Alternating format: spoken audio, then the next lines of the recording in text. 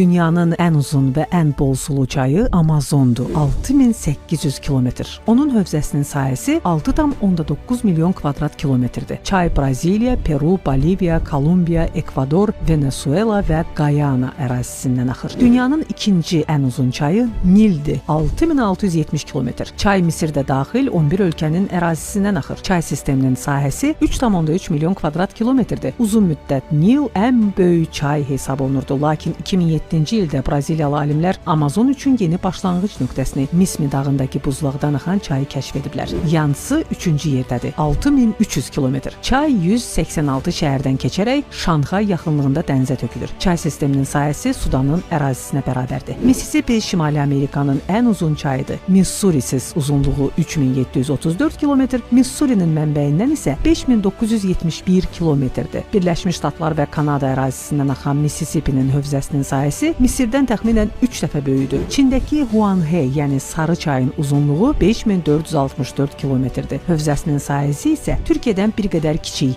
750 min kvadrat kilometrdir. Sarı suyun güclü axını səbəbindən çayın töküldüyü dənizə də Sarı dəniz deyilir.